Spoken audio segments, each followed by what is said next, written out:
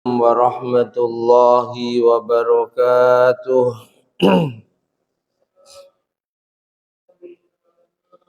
Bismillahirrahmanirrahim.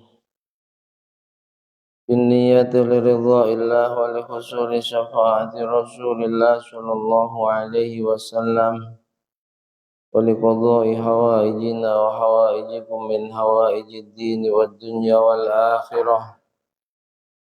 ولفتوح قلوبنا وقلوبكم وقلوبهم وفتوح العارفين وفتوح العلماء العاملين والصالحين وعلى ما نووا بالسلفون الصالحون وإلى حضرة النبي المصطفى سيدنا مولانا محمد صلى الله عليه وسلم وعلى آله وأصحابه أجمعين إلى حضرة سلطان العارفين سيدنا الشيخ عبد القادر الجيلاني رضي الله عنه وسيدنا الشيخ الحسن الأشعري رضي الله عنه إلى حضرة جميع مشايخنا الأحياء منهم والأموات إلى حضرة بقية علي كيجي نواب كيجي عبد الكريم ماشي معنا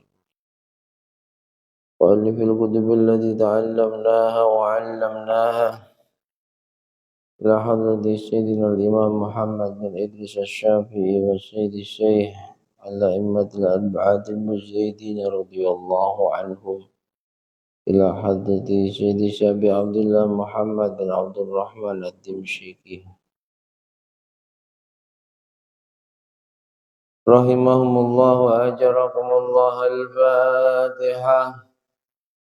أعوذ بالله من الشيطان الرجيم. بسم الله الرحمن الرحيم. الحمد لله رب العالمين الرحمن الرحيم مالك يوم الدين إياك نعبد وإياك نستعين اهدنا الصراط المستقيم صراط الذين أنعمت عليهم غير المغضوب عليهم ولا الضالين. رب اغفر لي ولوالدي وللمؤمنين آمين.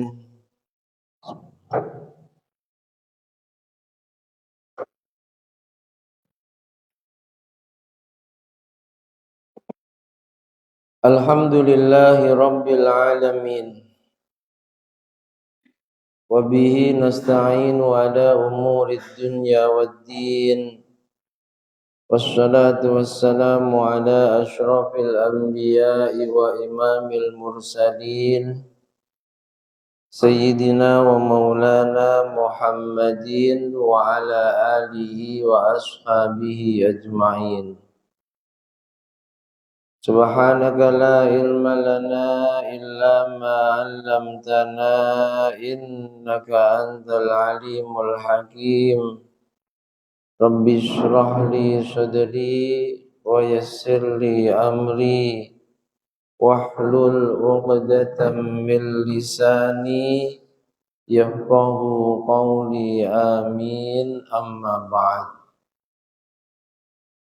Yang kami hormati, kami muliakan segenap jajaran pengurus dan Dewan Kemakmuran Masjid Baitul Azim Perumahan Puri Legenda. Yang juga sangat kami hormati, kami muliakan bapak-bapak, ibu-ibu, hadirin wal hadirat jamaah sholat subuh Masjid Baitul Azim, kaum muslimin muslimat, mu'minin mu'minat rahimana wa rahimakumullah wa as'adakumullah. Alhamdulillahi Rabbil Alamin. Mari senantiasa kita panjatkan kehadirat Allah Subhanahu wa ta'ala yang kembali di pagi hari ini masih berkenan melimpahkan banyak rahmat, nikmat, terutama nikmatil iman wal Islam, juga nikmat kesehatan jasmani dan rohani, sehingga kembali kita bisa menjaga keistiqomahan kita melaksanakan sholat fardu subuh secara berjamaah dan dilanjutkan dengan duduk di majelis ilmu dalam rangka zikir kepada Allah sambil menunggu datangnya waktu syuruk di pagi hari ini.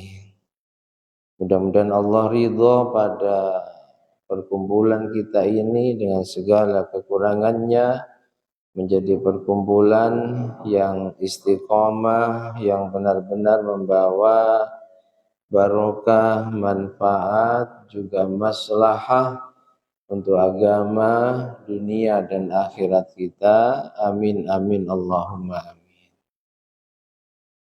Bapak Ibu hadirin wal hadirat jemaah semuanya yang dirahmati Allah. Materi kajian fikih perbandingan mazhab kita pagi hari ini masih dalam pembahasan tentang hal-hal yang terkait dengan sholat Jum'ah versi imam-imam dan ulama-ulama mazhab yang 4.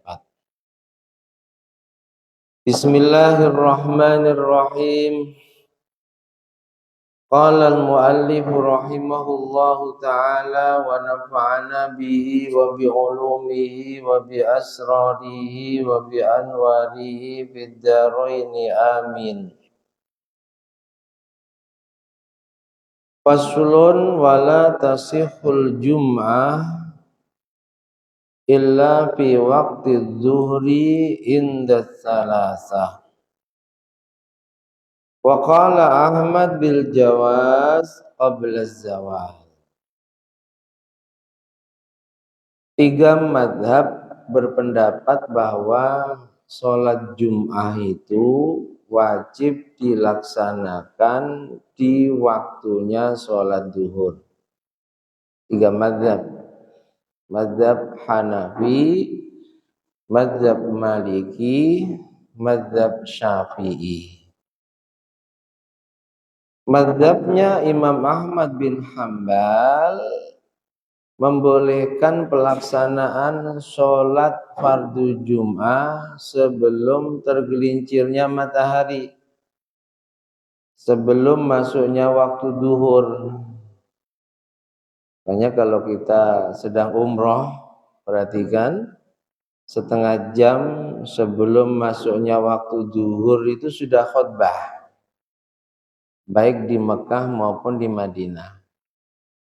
Karena di sana memang mazhabnya mazhab Hambali yang membolehkan sholat Jum'ah, yang dimaksud yang mulai dari khutbah Jum'atnya itu sebelum masuknya waktu duhur. 3 mazhab gak boleh. Khutbah Jum'at yang itu merupakan rangkaian dari sholat Jum'ah juga tidak boleh disampaikan, dilaksanakan sebelum masuknya waktu duhur. Harus nunggu masuk waktu baru azan. Azan yang pertama, lalu dilanjutkan azan yang kedua, baru khatib menyampaikan khutbahnya. Oh ya, jadi kalau mazhab Hambali sebelum masuk waktu duhur tidak apa-apa. Terkadang di Batam ini terkadang sedikit ada masalah ketika waktu duhur terlalu akhir. Kadang waktu duhur itu 12:30. Sementara ada perusahaan yang jam istirahatnya itu hanya sampai jam 1. Jam 1 on time semuanya harus sudah masuk perusahaan. Berarti gimana? Apakah demi pekerjaan lalu meninggalkan sholat Jum'ah? Solusinya ngikuti mazhab Hambali. Solusinya ngikuti mazhab Hambali andai di perusahaan tersebut punya masjid khusus pelaksanaan sholat Jumatnya sebelum masuknya waktu zuhur. Jadi jam 12 mungkin sudah bisa dilaksanakan, sekiranya sebelum 12:30 sudah selesai, mereka bisa makan, rehat sebentar, jam 1 kembali masuk kerja. Paham ya? Tapi kalau menurut 3 mazhab, mazhab Hanafi, Maliki dan Syafi'i, pelaksanaan sholat Jum'ah sama dengan sholat duhur, menunggu masuknya waktu duhur. Begitu juga pelaksanaan dua khutbahnya.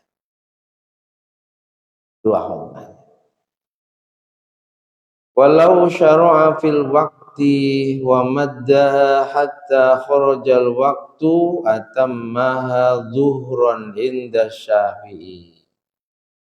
Kalau ada kasus pelaksanaan sholat Jum'ah, mungkin karena 1-2 hal pelaksanaannya agak akhir. Katakanlah asar jam 3, sholat fardu Jumatnya dilaksanakan di jam 2:30, itu mulai khutbah. Khutbah selesai, sholat Jum'ah, karena mungkin terlalu panjang ayat yang dibaca imam, separuh sholat Jum'ah itu sudah keluar dari waktu. Baru 1 rakaat, mungkin pelaksanaan sholat Jum'ahnya jam 3 kurang 5 menit mungkin. Yang dibaca surahnya panjang. Jam 3 masuk waktu asar, baru dapat 1 rakaat. Ini bagaimana? Maka menurut pendapatnya Imam Syafi'i, atammaha dhuhron. Ketika sebagian dari sholat Jum'ah keluar dari waktunya, sempurnakan menjadi sholat zuhur. Prakteknya bagaimana? Prakteknya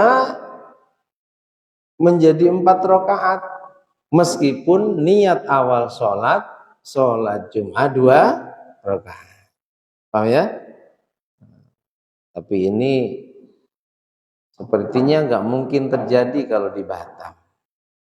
Di daerah-daerah lain mungkin yang karena 1-2 hal, nunggu 40 orang, sehingga pelaksanaan Jumatnya mepet waktu asar. Kok sampai saat sholat Jum'ah, sebagian sholat Jum'ahnya keluar dari waktu, maka sempurnakan menjadi sholat zuhur. Paham? Jadi di rakaat yang kedua tahiyat awal, nanti lanjut rakaat ketiga dan rakaat keempat. Ini pandangan mazhab kita Syafi'i. Wa qala Abu Hanifah tabtulu sholatu. Pandangan mazhab Hanifah, mazhab Hanafi, kalau ada sholat Jum'ah yang seperti itu batal. Sholat Jum'ah kok baru separuh sholat, masuk waktu asar, batal sholatnya. Tabtulu sholatu wa yabtati'udz zuhra. Batal lalu sholat awal. Sholatnya apa? Sholat dari awal, sholat duhur. Sholat duhur qadha karena sudah masuk waktunya sholat duhur. Wa qala Malik idza lam tusallil jum'ah hatta dakhala waqtul asri shalla fihi al-jum'ah ma lam taghibis syams.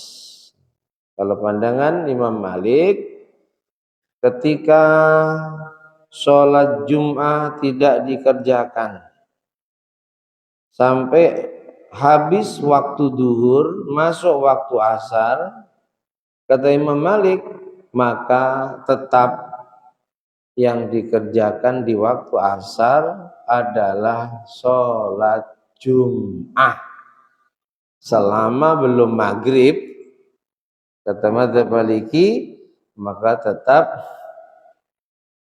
sholat yang dikerjakan di hari Jumat itu adalah sholat Jum'ah, bukan sholat duhur. Wa in kana la yafrahu illa inda wurubiha wa huwa qaulu Ahmad. Dan ini sama dengan pendapatnya Imam Ahmad, mazhab Hambali, yang penting sebelum maghrib maka tetap sholat duhurnya adalah sholat Jum'ah. Sholat duhurnya adalah sholat Jum'ah. Faslun wa idza adrakal masbuk ma'al imam rak'atan adrakal Jum'ah. Bab berikutnya, kalau ada makmum masbuk ketinggalan dari imam pas sholat Jum'ah, lalu dia masih menjumpai imam satu rakaat, jadi ketinggalan di rakaat kedua, imam baru Fatihah, dia gabung sehingga dia masih bisa sholat Jum'ah bersama imam dapat satu rakaat, maka adrokal Jum'ah, dikatakan dia menjumpai sholat Jum'ah. Artinya apa? Ketika imam salam, dia cukup melanjutkan satu rakaat. Tapi kalau makmum masbuk tadi menjumpai imamnya kurang dari satu rakaat, semisal terlambat sampai di masjid, imam sudah rukuk pada rakaat kedua, atau bahkan imam sudah i'tidal, atau bahkan imam sudah sujud pada rakaat kedua, maka dikatakan tidak menemukan sholat Jum'ah, sehingga saat imam salam, makmum tadi harus melanjutkan sholat duhur 4 rakaat. Paham ya? Jadi Jumatan itu minimal dalam mazhab kita Syafi'i harus jumpa 1 rakaat penuh. 1 rakaat penuh itu hitungannya bagaimana? Mulai dari berdiri, jumpa mulai dari berdiri, ruko, i'tidal, sujud. Kalau tidak menjumpai 1 rakaat, jumpai imam sudah sujud, imam sudah i'tidal, maka niatnya tetap sholli fardal Jum'ah rak'ataini, tetap. Tapi ketika nanti imam salam, karena dia tidak menjumpai imam 1 rakaat, kurang dari 1 rakaat, maka dia harus menyempurnakan sholatnya menjadi sholat apa? Sholat duhur. Paham ya? Ini untuk khusus untuk sholat Jum'ah. Tidak dikatakan jumpa dengan sholat Jum'ah ketika tidak jumpa minimal 1 rakaat. Minimal 1 rakaat.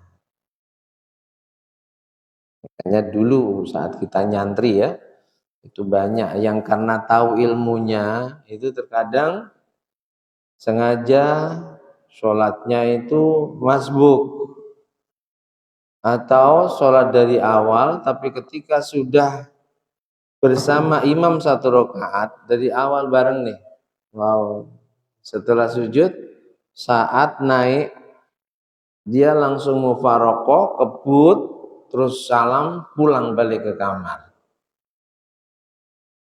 Kenapa? Sudah menjumpai 1 rakaat dengan imam. Gak muat masjid, Pak. Waktu kita saja gak muat. Kalau pas lagi terik, sholatnya di jalan aspal. Nah, itu banyak yang mempraktekkan itu, dia gabung dari awal, tapi ketika sudah mulai naik ke rakaat kedua, mufaraqah dengan imam, lalu melanjutkan 1 rakaat, balik ke kamar. Yang penting harus jumpa 1 rakaat. Beda dalam jamaah ya.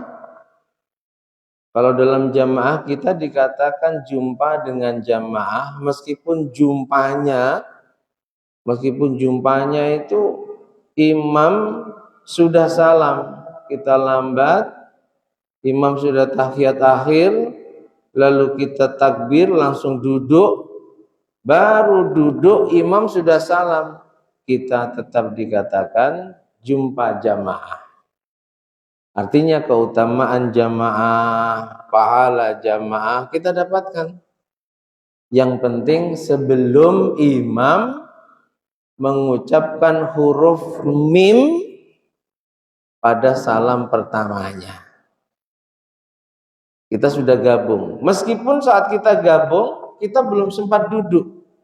Baru takbir, Allahu Akbar. Belum sempat duduk, imam sudah salam. Kita nggak perlu duduk. Kita lanjutkan sholat kita sendiri, tapi kita sudah dikatakan berjamaah. Paham ya? Tapi kalau dalam sholat Jum'ah minimal harus jumpa 1 rakaat. Ini mazhab kita.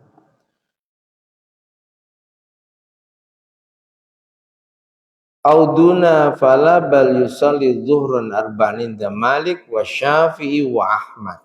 Sama dengan mazhab kita adalah pandangan mazhab Imam Malik, pandangan mazhab Imam Ahmad, mazhab Hambali sama, bahwa seseorang dikatakan menjumpai sholat Jum'ah bersama imam minimal harus ikut jamaah minimal 1 rakaat. Kurang dari itu sempurnakan menjadi 4 rakaat menjadi sholat zuhur.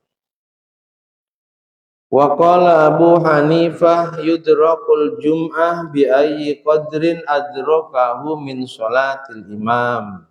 Kalau Imam Abu Hanifah menyamakan dengan jamaah, meskipun jumpa imam hanya duduk tahiyat, terlambat imam sudah duduk tahiyat, ini mazhab Hanafi ya, kita langsung takbir duduk, maka tetap kita melanjutkan sholat Jum'ah kita hanya 2 rakaat. Kata siapa? Mazhab Hanafi. Kalau mazhab Maliki, Syafi'i, Hambali minimal harus jumpa 1 rakaat. Kalau kurang dari 1 rakaat, contoh tadi kita terlambat sholat Jum'ah, imam sudah di rukuk rakaat kedua, kita langsung gabung. Tapi kita melanjutkannya setelah salamnya imam, bukan sholat Jum'ah yang 2 rakaat, tapi kita melanjutkannya adalah sholat duhur menjadi 4 rakaat. Makanya jangan sering telat ya. Andi telat jangan sampai kurang dari 1 rakaat. Misalkan awal dalam Bidayah itu Imam Al-Ghazali menukil sebuah hadis, orang Jumatan itu ada yang dapat pahala seperti korban nyembelih onta, ada yang seperti korban nyembelih sapi, ada yang seperti korban nyembelih kambing, ada yang seperti korban nyembelih dujaja, apa itu, ayam jantan. Ada yang seperti korban nyembelih telur. Semakin pagi kita berangkat Jumatan, semakin besar pahala kita. Kalau sampai kita datang Jumatan, imam sudah khatib, Jumatan kita hanya menggugurkan kewajiban. Keutamaan Jum'ah yang begitu luar biasa tidak kita dapatkan. Mengapa? Karena saat khotib sudah disampaikan, malaikat yang ditugasi nyatet siapa yang Jum'atan, itu bukunya sudah ditutup. Bukunya sudah ditutup sehingga kita nggak tercatat. Tapi tetap kita menggugurkan kewajiban sholat Jum'ah. Kalau pengen dapat pahala seperti korban nyembelih onta badanah, berangkatnya jam 9 Pak. Jam 9. Kita rata-rata terlebih yang masih muda-muda itu nunggu ada azan baru berangkat. Kalau nggak ada kesibukan, semakin pagi kita berangkat Jumat, semakin besar pahala Jumatan kita. Wa qala Tawus la yudrakul jum'ah illa bi idrakil khutbatain. Nah, ini Imam Tawus agak ekstrim pendapatnya. Pokoknya dikatakan jumpa sholat Jum'ah itu kalau dia ngikuti khutbah yang dua. Kalau datangnya kok sudah di khutbah yang kedua, tidak dari khutbah yang pertama, maka dia sholat duhur. Imam Tawus. Kalau imam kita Syafi'i juga Maliki Hambali, pokoknya yang penting minimal jumpa 1 rakaat. Kalau kurang dari 1 rakaat maka sempurnakan menjadi sholat duhur. Imam Abu Hanifah nyamakan dengan jamaah. Yang penting jumpa imam belum mengucapkan mimnya. Kalimat assalamu alaikum warahmatullah. Ya, salam pertamanya. Maka kita tetap dikatakan jumpa sholat Jum'ah sehingga cukup melanjutkan sholat 2 rakaat saja, bukan 4 rakaat. Faslun wattafaqu ala annal khutbataini syartun fin iqadil jum'ah. Pembahasan berikutnya, sepakat ulama mazhab yang 4 bahwa 2 khutbah ini menjadi syarat sahnya sholat Jum'ah. Sholat Jum'ah tanpa 2 khutbah tidak sah. Beda dengan sholat Id. Sholat Idul Fitri, sholat Idul Adha, dan sholat-sholat sunnah yang di situ ada khutbah, sholat gerhana, rembulan matahari, sholat istisqa, itu 2 khutbahnya tidak menjadi syarat sholat, hanya sunnah. Tapi khotib jangan mengumumkan sebelum menyampaikan khutbahnya lalu diumumkan, Bapak Ibu, khutbah sesudah sholat Id ini tidak wajib diikuti. Jadi kalau Bapak Ibu ada kegiatan pulang silahkan, ya bubar. Awal saya di Batam, masjid dulu masih di lapangan ya, yang akhirnya ketika menjadi masjid saya jadi imamnya 7 tahun lebih, itu ramai waktu itu. Datangkan khotib, khotibnya sebelum menyampaikan khutbah ceramah seperti itu, ya bubar, separuh jamaah pulang. Meskipun memang mendengarkan 2 khutbah juga khutbahnya di sholat Id itu tidak menjadi syarat sholat Id, hanya sunnah. Tapi kalau sholat Jum'ah, sepakat ulama 2 khutbah sebelum sholat Jum'ah ini menjadi syarat sahnya sholat Jum'ah. Andai ada orang kok sholat Jum'ah tanpa 2 khutbah tersebut, maka tidak sah sholat Jumatnya. Fala tasihul Jum'ah hatta yataqaddama khutbatan. Enggak sah sholat Jumat tanpa didahului dengan 2 khutbah. Wa qala Al-Hasan Al-Basri, dapat Imam Hasan Al-Basri, ya, ulama generasi tabi'in yang dulu sempat ada mazhab Imam Hasan Al-Basri. Jadi sejarah mazhab itu Bapak Ibu awalnya ada kurang lebih 13 mazhab. Mulai dari mazhab ulama generasi sahabat. Ada mazhabnya Ibnu Abbas, mazhabnya Ibnu Mas'ud, ada. Di generasi tabi'in mazhabnya Imam Hasan Al-Basri, mazhabnya Imam Sufyan Ats-Tsauri. Ini ulama-ulama hebat, punya mazhab. Mengapa yang dari 13 itu kok akhirnya hanya 4 yang tersisa dan disepakati oleh ulama itu mereduksi 13 mazhab sebelumnya?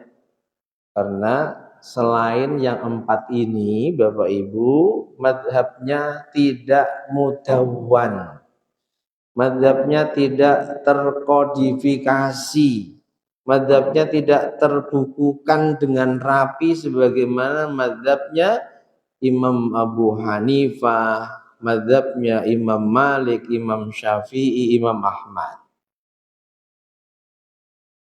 Di awal abad ketiga itu ada seorang ulama yang bernama Syekh Abul Lais As-Samarqandi.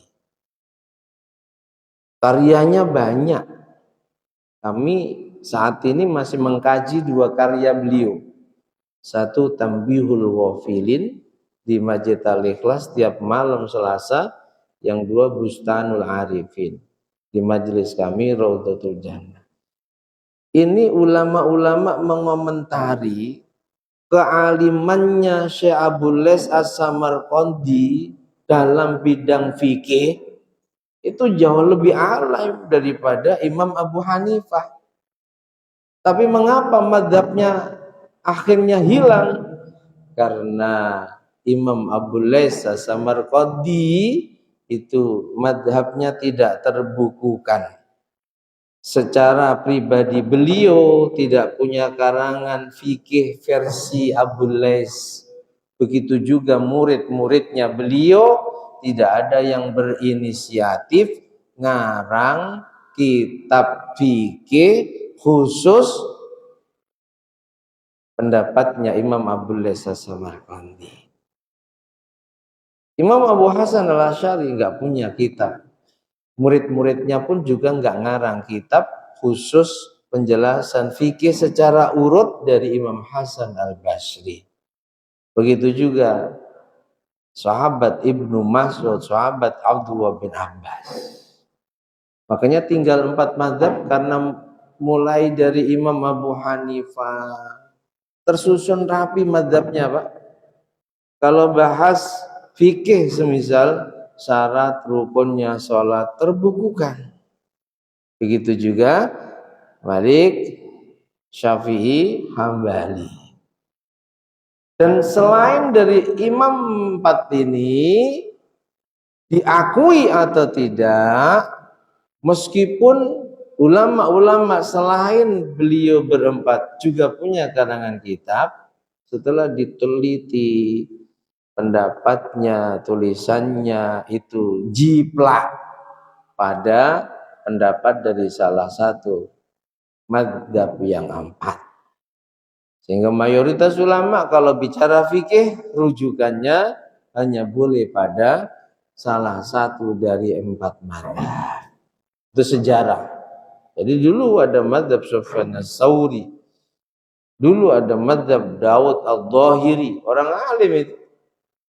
Sampai ulama memberikan julukan kealimannya itu nyegoro, bagaikan gunung dan lautan ilmunya. Cuma hanya gara-gara dia punya satu fatwa yang beda dengan mayoritas ulama, orang yang nggak paham Daud Al-Dhahiri ajarannya sesat. Apa fatwa beliau yang tidak sama dengan mayoritas ulama?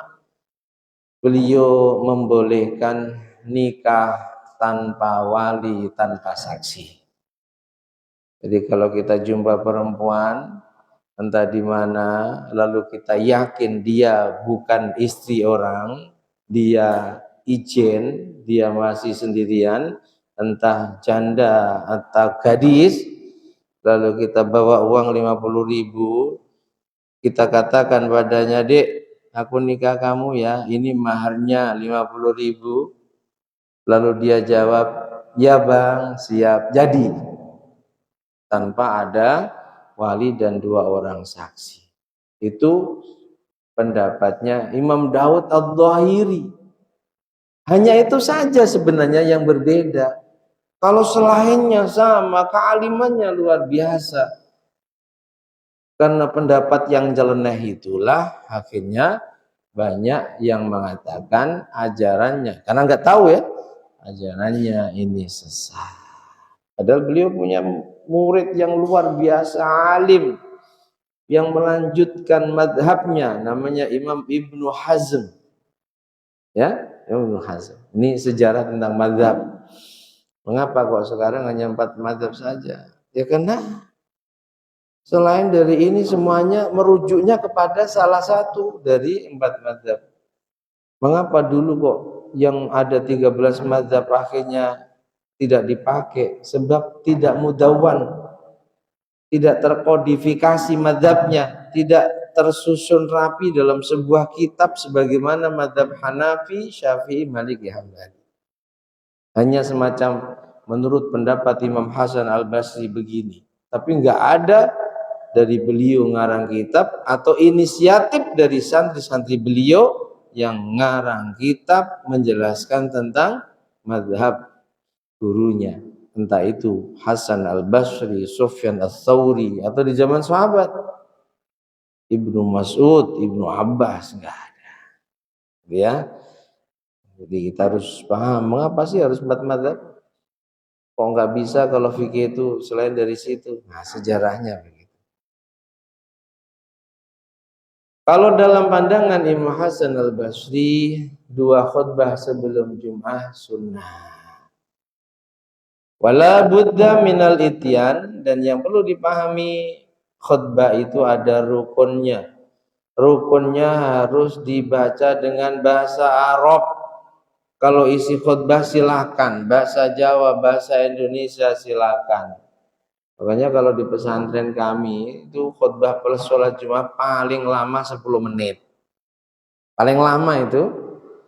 Karena apa? Sholatnya 5 menit, khutbahnya 5 menit. Sebab khutbahnya itu hanya menggunakan bahasa Arab, rukun dibaca, lalu baca 1 ayat, lalu baca 1 hadis, sudah selesai. Kalau di Lirboyo itu khutbahnya masih hanya pakai bahasa Arab. Ya 10 menit itu paling lama. Terkadang yang khutbah ini nggak bisa bedakan antara khutbah dan ceramah. Ini yang tanggung jawab pengurus Bapak Ibu. Ya, kalau ada khotib kok sampai meninggalkan rukun khutbah yang 5, jangan dikasih jadwal lagi. Sebab apa? Khutbahnya nggak sah, otomatis sholat Jumatnya juga nggak sah. Harus diganti dengan sholat duhur. Bengkong itu ada masjid yang kereng, saking kerengnya sampai pernah kebablasan. Gara-gara khotibnya nggak baca syahadat, langsung diumumkan. Jamaah sekalian dirahmati Allah, tadi khotibnya meninggalkan syahadat, kita sholat duhur. Khotibnya datang ke rumah, minta penjelasan, akhirnya dimediasi dan tambah ilmu untuk pengurus. Kalau meninggalkan syahadah itu tidak sampai khutbahnya enggak sah, sebab syahadat hanya sunnah. Tapi kalau meninggalkan salah satu dari rukun khutbah yang 5, hamdalah atau wasiat takwa atau sholawat kepada Nabi, atau enggak baca 1 ayat pun, atau enggak mendoakan doa akhirat untuk saudara mukmin, maka khutbahnya enggak sah. Oh ya, jadi harus dibedakan antara khutbah Jum'ah dan ceramah. Kalau ceramah enggak ada rukunnya, mau ngomong apa saja silahkan.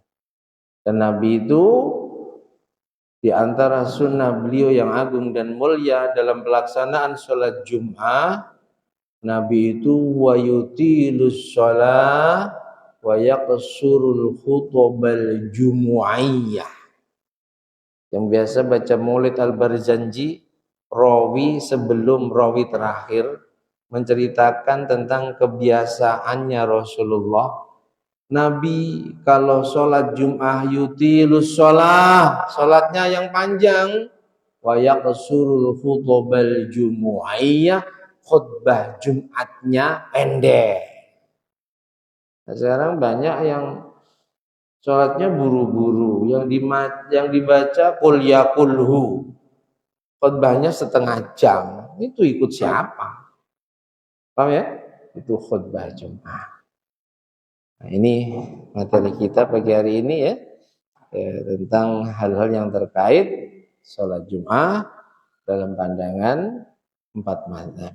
Mudah-mudahan jadi tambahan ilmu untuk kita semua ya, dan tentunya bisa kita amalkan, terkhusus bapak-bapak yang memang berkewajiban melaksanakan sholat Jumat.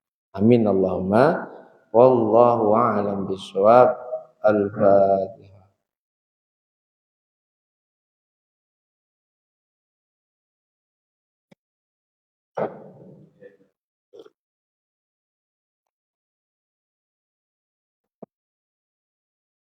Cukup ya?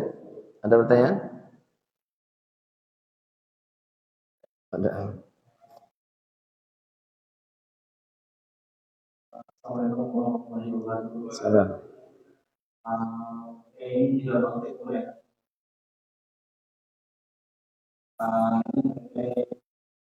Si mayat ini waktunya kapan dipulihkan? Apa kurang jelas? Si mayat orang meninggal itu sampai kapan waktunya itu kalau waktu lama? Ya. Salam. Al-ajalatu minasyaitan. Kata Nabi, buru-buru itu sifatnya setan. Tapi buru-buru dalam beberapa perkara itu dianjurkan. Buru-buru membayar hutang, dianjurkan itu. Kalau sampai orang bisa membayar hutang kok ditunda, dolim. Matlul ghani dzulmun. Orang yang suka menunda bayar hutang padahal dia mampu, dolim. Buru-buru nikahkan anak.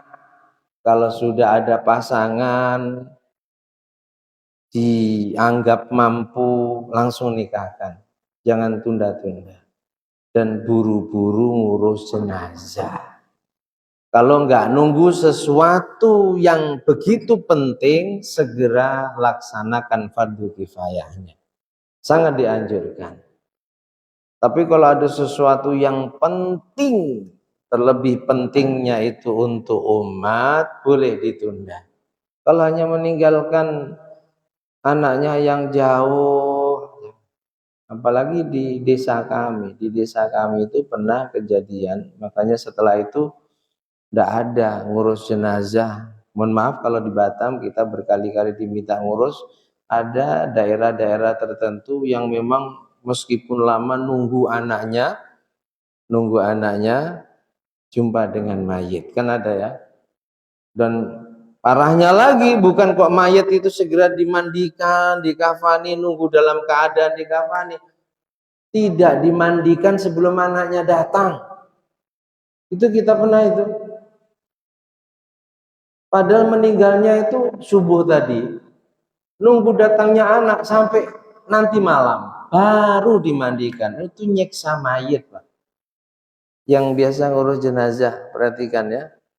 Kalau sudah terlalu lama mayat itu enggak dimandikan, perutnya keras. Untuk membersihkan kotoran itu sudah sulit.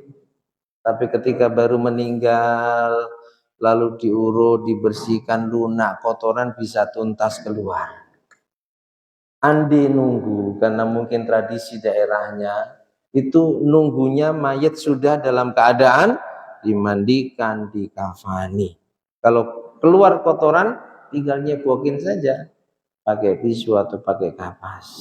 Ya, jadi yang terbaik, baru saja ibu saya meninggal hari Minggu. Saya di BR, gimana nunggu? Saya dapat pesawat lewat Jakarta. Itu kalau sampai rumah pun juga sudah malam. Ya, saya suruh langsung melaksanakannya. Karena di daerah kami kalau terlalu lama banyak yang menggerutu. Ya, saya suruh melaksanakan, nggak usah nunggu saya. Baru saja minggu yang lalu bisa meninggal. Karena kesunahannya begitu. Kecuali kalau seperti Rasulullah menunggu hal yang sangat urgen untuk masyarakat. Rasul itu meninggal hari apa? Halo? Hari apa? Aku nggak bisa jawab. Hari apa? Senin. Mungkin selama ini Bapak Ibu tahunya di hari itu juga Rasul dikebumikan, betul kan? Rasul meninggal hari Senin, Rasul dimakamkan hari Rabu. Senin, Selasa, Rabu. Mengapa nunggu? Kalau tidak segera diselesaikan, siapa pengganti Rasulullah? Akan terjadi chaos. Sehingga yang ngurus jenazahnya Rasulullah itu Sayyidina Ali. Sahabat-sahabat yang lain sibuk ngurusi masalah pengganti Rasul ini siapa? Berkumpul di sebuah balai pertemuan yang namanya Bani Saqifah. Sampai sekarang tempatnya itu masih ada. Dan kalau umroh pasti sampai ke sana, sejarah diterangkan. Baru setelah disepakati penggantinya Abu Bakar, dilanjutkan mengubur jenazah Rasulullah di hari Rabunya. Paham ya? Jadi yang terbaik segerakan. Mohon maaf kan ada ya daerah-daerah yang di situ memang pokoknya jangan dimandikan nunggu anaknya yang paling kecil ini pulang. Padahal anaknya di luar negeri. Nunggunya terkadang sehari semalam. Ini nyeksa mayat loh Pak. Rasulullah langsung dimandikan, cuma dikuburkannya itu setelah para sahabat yang mulia selesai rapat besar untuk menentukan, sebab waktu itu dari pribumi Madinah punya calon, dari sahabat Al-Muhajirin juga punya calon. Masing-masing berkeinginan pengganti Rasulullah adalah calon kami. Bisa perang kalau nggak diselesaikan. Nah itu ya. Jadi yang terbaik segerakan ngurus jenazah. Sekiranya nunggu sesuatu yang nggak begitu penting, apalagi hanya nunggu anaknya datang, pengen nanti bisa, langsung kan, gitu ya. Kalau Rasulullah memang hari Rabu baru dikebumikan karena ada urgen, sahabat sedang bahas sesuatu yang penting yang kalau tidak terselesaikan akan ada chaos perang saudara. Sebab orang-orang Ansor penduduk asli Madinah punya calon. Ya, orang-orang Muhajirin punya calon. Saya kira itu ya.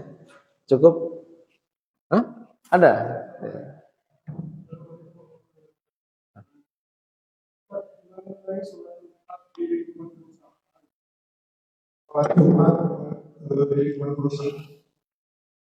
Ada satu waktu hari libur dari hari Jumat dan kita dapat sholat Jumat sore juga di masjid besar tersebut jarang-jarang ada sholat subuh berjamaah. Ya kalau sholat Jumat ini kalau ikut Madzhab Syafi'i kan kalau tidak ada 40 orang malah nggak boleh sholat Jumat. Tapi sholat duhur. Saya pernah di Batamindo jadwal khutbah tanggal 1 Januari Jumat. Sampai di sana itu hanya ada 7 orang. Pengurusnya bingung, Kiai gimana ini? Sholat Jumat atau sholat duhur? Jumat. Jadi saya khutbah berapi-api seperti di depan ratusan orang, hanya 7 orang. Kalau dalam mazhab Syafi'i nggak boleh sholat Jumat karena minimal harus 40 itu pun harus yang mustautin, sudah kita bahas. Kita perlu pindah mazhab, mengikuti mazhab lain. Itulah keutamaan kita ngaji fikih perbandingan mazhab. Kalau hanya Syafi'i saja, sholat Jumat itu sangat ketat. Ya, meskipun di perumahan ini kok kurang dari 40 yang mustautin duhur. Satu ya. Nah kalau semisal di masjid yang terbangun di perusahaan subuhnya tidak ada yang subuhan, ya gimana lagi? Mungkin nggak ada yang mukim di sana sehingga tidak dilaksanakan jamaah di sana. Tapi kan perusahaan itu dekat, artinya itu tidak jauh dari situ ada masjid, ya kan? Jadi kalau masih dalam satu balad ada jamaah, maka itu tidak masalah. Balad itu mana batasannya? Kecamatan. Kalau sampai satu kecamatan kok satu pun nggak ada jumatan, nggak ada jamaah, itu yang mendatangkan murkanya Allah. Paham ya? Nah, jadi kalau di perusahaan, ya namanya perusahaan kita juga nggak tahu, bisa jadi memang tidak ada imam tetapnya, juga nggak ada yang tinggal di sana sehingga bisa 5 waktu terjaga terlebih subuh, jadi masalah. Tapi kalau masalah sholat Jumat, ya itu tadi. Kalau kita ngikuti mazhab Syafi'i, kok kurang dari 40 orang, maka sholatnya zuhur, tidak boleh sholat Jumat. Biar cukup Al-Fatihah.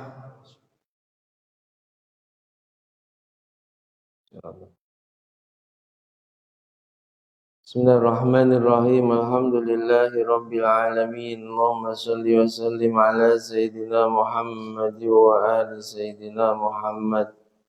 Allahumma ya Allah ij'al jam'ana hadha jam'an marhuma waj'al tafarruqana min ba'dihi tafarruqan ma'suma. Allahumma anfa'na ma 'allamtana wa 'allimna ma yanfa'una zidna ilman nafi'a wa amalan shalih. Allahumma ij'alna min ahli al-istiqamah. Allahumma ij'alna ya Allah min ahli al-istiqamah warzuqna husnal khatimah. Allahumma wasi' alaina rizqana wa 'adhib alaina khairak. Wa sallallahu ala sayyidina Muhammad wa alihi wa sahbihi wa sallam. Alhamdulillahi rabbil alamin. Bismillahirrahmanirrahim. Wal 'asri innal insana lafi khusrin illa alladhina amanu wa 'amilus solihati wa tawassaw bil haqqi wa tawassaw bis sabr. Subhanakallahumma bihamdika asyhadu an la ilaha illa anta astaghfiruka wa atubu ilaik. Subhanallahi wa bihamdihi adada khalqi wa ridha nafsi wa zinata arshi wa midada kalimati. Subhanallahi wa bihamdihi adada khalqi wa ridha nafsi wa zinata arshi wa midada kalimati. Subhanallahi wa bihamdihi adada khalqi wa ridha nafsi wa zinata arshi wa midada kalimati. Subhanallah walhamdulillah wa la ilaha illallah wallahu akbar wa la hawla wa la quwwata illa billahil aliyyil azim. Adada ma alima Allah wa zinata ma alima Allah wa mil'a ma alima Allah. Demikian, ada kurang dan lebihnya mohon maaf. Akhirul kalam wallahul muwaffiq ila aqwamit thoriq. Wal 'afwu minkum. Assalamu alaikum warahmatullahi wabarakatuh. Sallu ala Nabi Muhammad.